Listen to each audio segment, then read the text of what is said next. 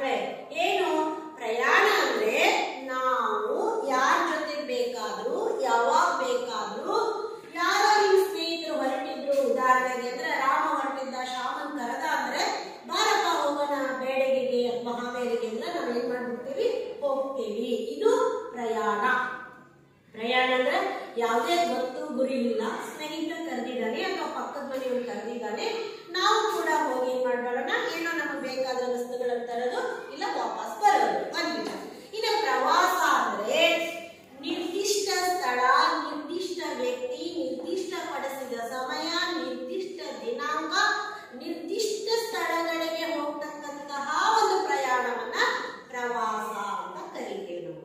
ನೋಡ್ರಿ ಏನಾಗದ್ರೆ ನಿರ್ದಿಷ್ಟಪಡಿಸಿದ ಸ್ಥಳ, ನಿರ್ದಿಷ್ಟಪಡಿಸಿದ ವ್ಯಕ್ತಿಗಳು, ನಿರ್ದಿಷ್ಟಪಡಿಸಿದ ವಾಹನ, ನಿರ್ದಿಷ್ಟಪಡಿಸಿದ ಸ್ಥಳಗಳು, ಅನಂತರದಲ್ಲಿ ನಿರ್ದಿಷ್ಟಪಡಿಸಿದ ವ್ಯಕ್ತಿಗಳೊಂದಿಗೆ ವಾಹನ, ವ್ಯಕ್ತಿ, ಸಮಯ, ಸ್ಥಳ ಎಲ್ಲವೂ ಇವು ಗೊತ್ತುಪಡಿಸಿರ್ಬೇಕು.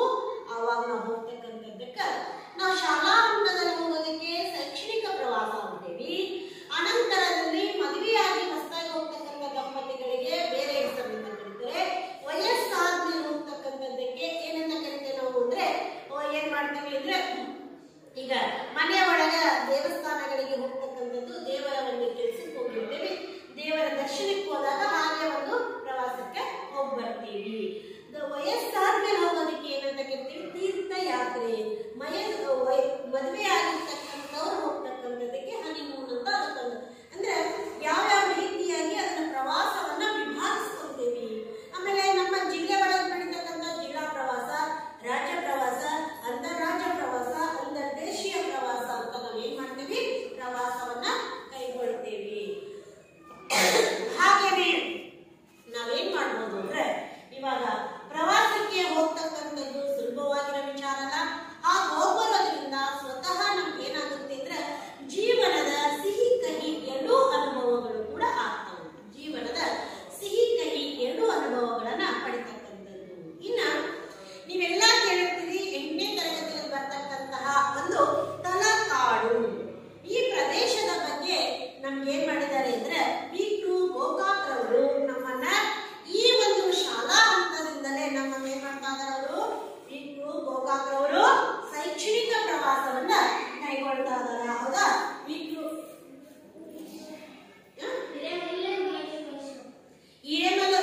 ಗೋಕಾಕ್ ರವರು ಕೂಡ ಇಲ್ಲೆಲ್ಲ ನಾನು ಹೇಳಿದ್ದು 9ನೇ ತರಗತಿಯಲ್ಲಿ ಇರ್ತಕ್ಕಂತಹ ಲಂಡನ್ ನಗರಕ್ಕೆ ಒಬ್ರು.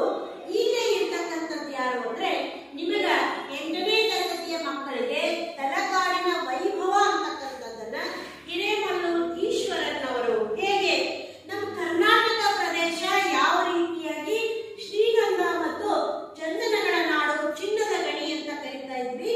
ಹಾಗಾಗಿ ಚಾಲುಕ್ಯರು, ಹೊಯ್ಸಳರು ಎಲ್ಲರೂ ಕೂಡ ಆಡಳಿತವನ್ನ ಮಾಡಿದ್ರು.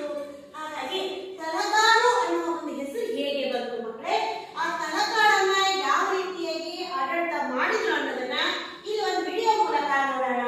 ಮೊದಲ ಬಾರಿ ತೆರಳಿದರೆ ಒಮ್ಮೆಲೆ ಆಶ್ಚರ್ಯವಾಗುತ್ತೀರಿ. ಇದು ಮರುಭೂಮಿಯೋ ಅಥವಾ ಇನ್ಯಾವುದೋ ಪ್ರದೇಶಕ್ಕೆ ಬಂದಿದ್ದೀನೋ ಒಂದು ತಿಳಿಯದ ಗೊಂದಲವಾಗದೇ ಇರದು. ಏಕೆಂದರೆ ಅಲ್ಲಿ ಒಂದು ಕಡೆ ಕಾವೇರಿ ನದಿ ಶಾಂತವಾಗಿ ಹರಿಯುತ್ತಿದ್ದರೆ, ಇನ್ನೊಂದು ಕಡೆ ಮರಳಿನ ರಾಶಿ.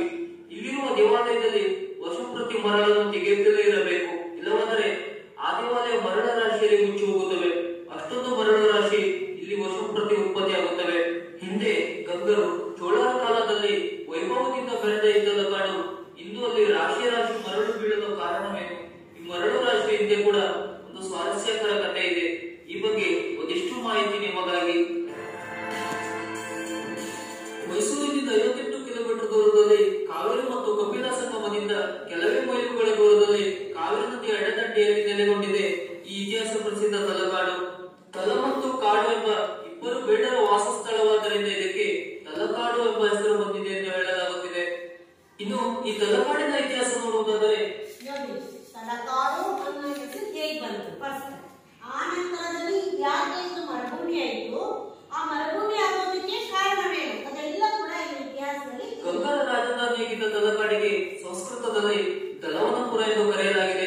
ಕ್ರಿಸ್ತಶಕ 248ರಿಂದ 266ರವರೆಗೆ ಹರಿವರ್ಮನ ದಲವನಪುರವನ್ನು ಆಳುತ್ತಿದ್ದನೆಂದು ಶಾಸನಗಳಿಂದ ತಿಳಿದು ಬರುತ್ತದೆ. ಅವನ ವಂಶದ ಇತರ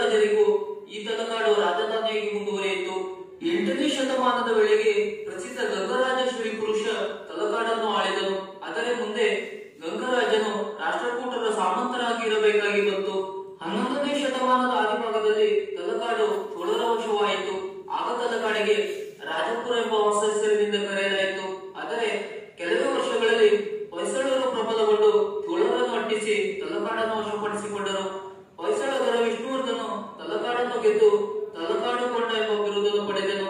16ನೇ ಶತಮಾನದ ಆದಿಭಾಗದವರೆಗೆ ಹೊಯ್ಸಳರ ವಶದಲ್ಲಿ ಇದ್ದ ತಲಕಾಡು ಅನಂತರ ವಿಜಯನಗರದ ಆಧಿಪತ್ಯಕ್ಕೆ ಸೇರಿತು. ಕ್ರಿತಶಕ 1634ರಲ್ಲಿ ತಲಕಾಡು ಮೈಸೂರು ಅರಸರ ವಶವಾಯಿತು. ಕಾವೇರಿ ತೀರದ ತಲಕಾಡಿನಲ್ಲಿ ಎತ್ತ ಹೋದರೂ ರಾಶಿ ರಾಶಿ ಮರಳು. ಇಲ್ಲಿನ ಅದೆಷ್ಟೋ ಸ್ಮಾರಕಗಳು, ದೇಗುಲಗಳು ಮರಳಿನಲ್ಲಿ ಹೂತು ಹೋಗಿವೆ. ದೇವಾಲಯಗಳ ಸುತ್ತ ಮರಳನ್ನು ಎತ್ತಿ ಹಾಕುತ್ತಲೇ ಇರಬೇಕು. ಇಲ್ಲದಿದ್ದರೆ ಕೆಲವೇ ವರ್ಷಗಳಲ್ಲಿ ಮತ್ತೆ ಇವು ಮರಳಿನಲ್ಲಿ ಮುಚ್ಚಿ ಹೋಗುತ್ತವೆ. ತಲಕಾಡಿನಲ್ಲಿ ಸುಮಾರು 40 ಅಡಿ ಎತ್ತರ ಮರಳು ರಾಶಿ ಬೀಳುವುದು ಪ್ರಕೃತಿಯ ಒಂದು ಸೋಜಿಗವೇ ಸರಿ. ತಲಕಾಡು ಮರಳಾದುದನ್ನು ವಿವರಿಸುವ ಸ್ವಾರಸ್ಯಕರ ಕಥೆಯೊಂದು ಇದೆ. ಸುಮಾರು 4 ಶತಮಾನಗಳ ಹಿಂದೆ ಮೈಸೂರು ತಲಕಾಡು ಯಾವ ರೀತಿಯಾಗಿ ಆಯಿತು, ಇನ್ನ ತಲಕಾಡು ಮರಳು ಭೂಮಿ ಆಗೋದಕ್ಕೆ ಕಾರಣವೇನು ಅದೊಂದು ಕಥೆ ಇದೆ, ಕೇಳೋಣ. ರಾಜಧಾನಿ ಶ್ರೀರಂಗಪಟ್ಟಣ ವಿಜಯನಗರ ಅರಸರಿಗೆ ಸೇರಿತು. ಶ್ರೀರಂಗಪಟ್ಟಣವನ್ನು ಶ್ರೀರಂಗರಾಯ ಎಂಬ ಪ್ರತಿನಿಧಿ ಆಳುತ್ತಿದ್ದನು. ಆತನ ಪತ್ನಿ ಆಲವೇಲಮ್ಮ. ಶ್ರೀರಂಗರಾಯ ಕಾಯಿಲೆ ಬಿದ್ದಾಗ ತಲಕಾಡಿಗೆ ಹೋಗಿ ವೈದೇಶ್ವರ ಸ್ವಾಮಿಯನ್ನು ಪೂಜಿಸಲು ತೀರ್ಮಾನಿಸಿದ. ಆದರೆ ಆತ ಬದುಕುಳಿಯದೆ ತಲಕಾಡಿನಲ್ಲೇ ತೀರಿಕೊಂಡ. ಮಡದಿ ಆಲವೇಲಮ್ಮ ತಲಕಾಡಿನ ಪಕ್ಕದಲ್ಲಿ ನದಿಯ ಆಚೆಗಿರುವ ಮಾಲಕಿ ಗ್ರಾಮಕ್ಕೆ ಹೋಗಿ ನೆಲೆಸಿದಳು. ಶ್ರೀರಂಗಪಟ್ಟಣ ಮೈಸೂರು ಅರಸಮನೆತನಕ್ಕೆ ಸೇರಿದ ರಾಜರ ಒಡೆಯರ ಕೈವಶವಾಯಿತು. ಶ್ರೀರಂಗಪಟ್ಟಣದ ಶ್ರೀರಂಗನಾಥ ದೇವಾಲಯದಲ್ಲಿ ಪ್ರತಿ ಮಂಗಳವಾರ ಹಾಗೂ ಶುಕ್ರವಾರದಂದು ಶ್ರೀರಂಗ ನಾಯಕ ಮುನ್ನವರಿಗೆ ವಿಶೇಷ ಪೂಜೆ ನಡೆಯುತ್ತಿತ್ತು. ಆಗ ಆಲವೇಲಮ್ಮ ತನ್ನ ಆಭರಣಗಳನ್ನು ದೇವರಿಗೆ ಅಲಂಕರಿಸಿ ಮತ್ತೆ ಹಿಂದಕ್ಕೆ ತೆಗೆದುಕೊಳ್ಳುತ್ತಿದ್ದಳು.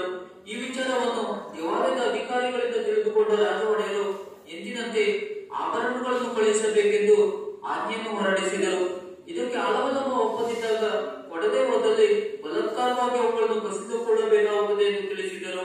ಇದರಿಂದ ತುಂಬಾ ಸಂಕಟಕ್ಕೊಳಗಾದ ಆಲವೇಲಮ್ಮ ಮುಗುತಿಯೊಂದನ್ನು ಮಾತ್ರ ಕಳುಹಿಸಿ ಮಿಕ್ಕ ಒಡವೆಗಳನ್ನು ತನ್ನ ಮಡಿಲಲ್ಲಿ ಕಟ್ಟಿಕೊಂಡು ಕಾವೇರಿ ನದಿಯಲ್ಲಿ ಹಾರಿದಳು. ಕಾವೇರಿ ನದಿಗೆ ಬೀಳುವಾಗ ತಲಕಾಡು ಮರಳಾಗಿ ಮಲಂಗಿ ಮಾಡುವಾಗಿ ಮೈಸೂರು ದೊರೆಗಳಿಗೆ ಮಕ್ಕಳಾಗದೆ ಹೋಗಲಿ ಎಂದು ಶಾಪವನ್ನು ಇತ್ತಳು. ಈ ಕಥೆಯು ಕಾಲ್ಪನಿಕವೋ ಅಥವಾ ನಿಜವೋ ತಿಳಿಯದು. ಆದರೆ ತಲಕಾಡು ಮರಳು ರಾಶಿಯಲ್ಲಿ ಅರ್ಧ ಮುಚ್ಚಿ ಹೋಗಿದ್ದು ಊರಿನ 3 ದಿಕ್ಕಿನಲ್ಲಿ ಸುತ್ತಿ ಹರಿಯುವ ಕಾವೇರಿಯು ಮರಳು ಬೆಟ್ಟದ ಸಾಲಿನಂತೆ ಊರಿನ ಮೇಲೆ ಚಾಚಿಕೊಂಡಿದೆ. ರಾಜ ಒಡೆಯರ ಕಾಲದಿಂದಲೇ ಅಲ್ಲಿ ಮರಳು ಹೆಚ್ಚಾಯಿತೆಂದು ಹೇಳಲಾಗುತ್ತಿದೆ.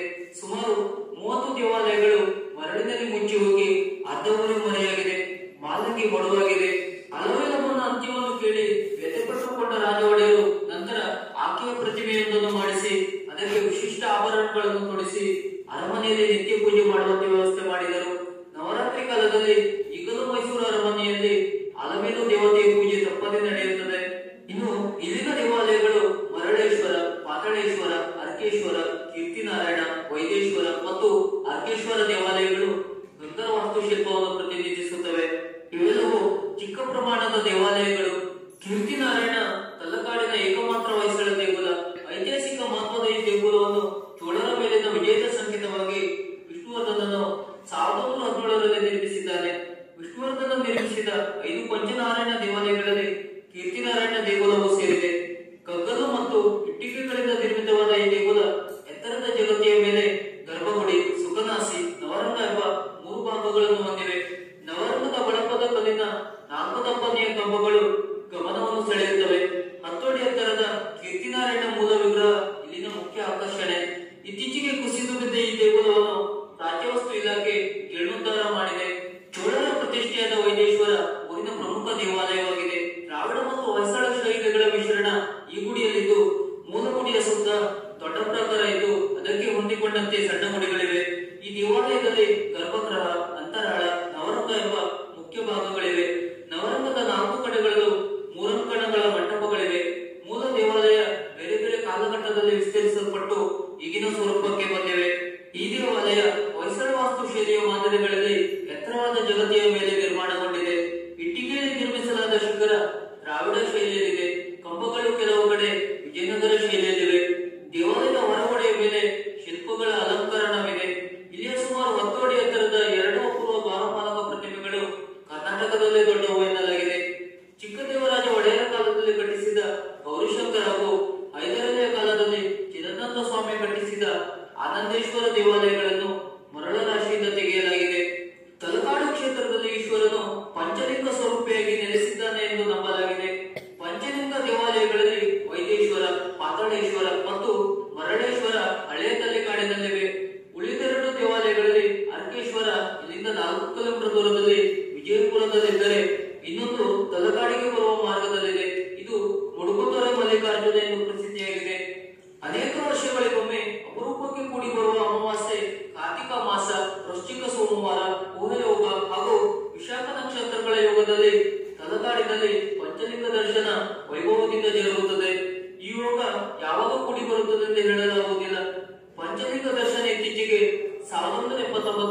1986, 1993 ಹಾಗೂ 2006ರಲ್ಲಿ ನಡೆಯಿತು.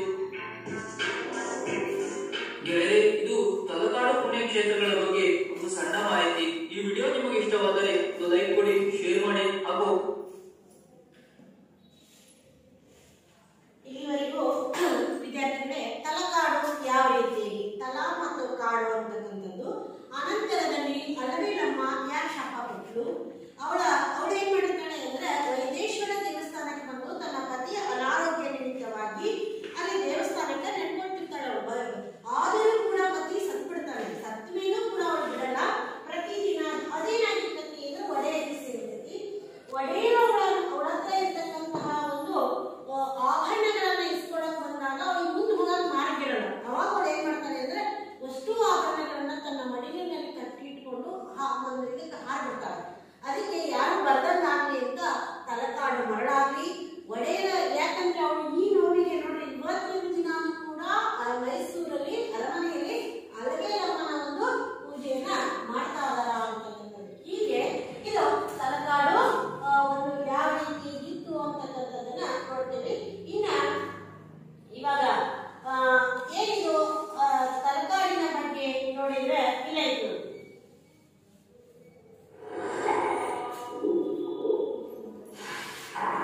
ಪ್ರಥಮ ಭಾಷೆ ಸ್ವಲ್ಪ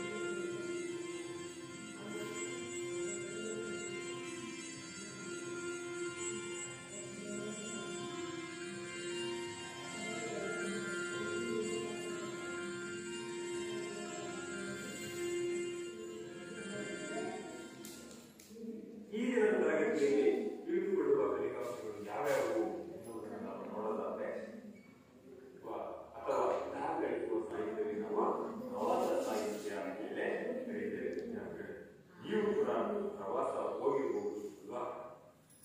ನೀವು ಬರೆದ್ರೆ ಅದನ್ನೇ ನಾವು ಪ್ರವಾಸ ಸಾಹಿತ್ಯ. ಯಾತ್ರಾ ಚರಿತೆ ಕನ್ನಡದ ಮೊದಲ ಪ್ರವಾಸ ಗ್ರಂಥ. ನೋಡಿ, ಕನ್ನಡದಲ್ಲಿ BS ಕರ್ಕಿ ಅವರು ಬರೆದಿರ್ತಕ್ಕಂತಹ ಯಾವುದು ವೆಂಕಟರಮಣ ಶಾಸ್ತ್ರಿ ಸೂರಿ ಅವರು ಬರೆದ ದಕ್ಷಿಣ ಯಾತ್ರಾ ಚರಿತ್ರೆ ಅಂತಕ್ಕಂಥದ್ದು ಕನ್ನಡದ ಮೊದಲ ಪ್ರವಾಸ ಗ್ರಂಥ.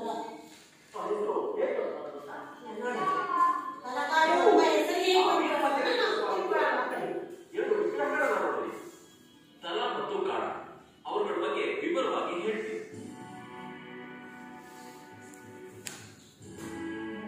ನೀವು ನೋಡ್ತಾ ಇರುವ ಈ ಪ್ರದೇಶ ಒಂದು ಕಾಲದಲ್ಲಿ ದಟ್ಟವಾದ ಅರಣ್ಯ ಆಗಿತ್ತಂತೆ. ಆ ಅರಣ್ಯದಲ್ಲಿ ಇಬ್ರು ಬೇಟೆಗಾರರು ಬೇಟೆಯಾಡಕ್ ಬರ್ತಿದ್ರಂತೆ. ಒಬ್ಬನ ಹೆಸರು ತಲ ಅಂತ, ಇನ್ನೊಬ್ಬನ ಹೆಸರು ಕಾಡ ಅಂತ. ಆ ಬೇಟೆಗಾರರು ಈ ಅರಣ್ಯದಲ್ಲಿ ಒಂದು ಆಶ್ಚರ್ಯ ನೋಡಿದಂತೆ. ಅರಣ್ಯದಲ್ಲಿ ಒಂದು ವಿಶೇಷವಾದ ದೊಡ್ಡ ಮರ, ಆ ಮರದಲ್ಲೊಂದು ಹೊಟ್ಟೆ ಇತ್ತಂತೆ. ಆ ಕಾಡಿನಲ್ಲಿದ್ದವ ನಾನೇ ತನ್ನ ಸೊಂಟಲ್ಲಿ ಎಲ್ಲಿಂದ ಅನ್ನೋ ತಾವರೆ ಎಂಬುವಂಥದ್ದು ಆ ಹೊಟ್ಟೆಯ ಒಳಗಡೆ ಹಾಕಿ ಸೊಂಟೆತ್ತಿ ನಮಸ್ಕಾರ ಮಾಡಿ ಹೋಯ್ತಿದ್ದಂತೆ. ಆಗ ಬೇಟೆಗಾರನಿಗೆ ಆಶ್ಚರ್ಯ ಆಯ್ತಂತೆ.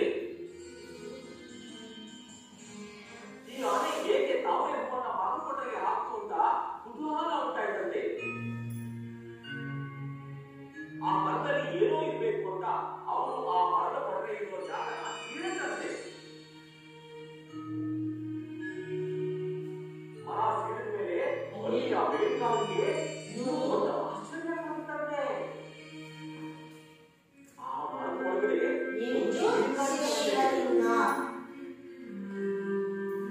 ಈಶ್ವರ ಮರದೊಳಗೆ ನಿಲ್ಲಿಸಿ ಆ ಬೇಟೆಗಾರರಿಗೆ ದರ್ಶನ ಕೊಟ್ಟರಿಂದ ತಲ ಮತ್ತು ಕಾಡ ಅನ್ನುವ ಈ ಇಬ್ಬರು ಬೇಟೆಗಾರರ ಹೆಸರೇ ಈ ಪ್ರದೇಶಕ್ಕುಂಟಾಗಿ ಅಂತ ಕರೆಸ್ಕೊಳ್ಳೋದಕ್ಕೆ ಶುರುವಾಯಿತು.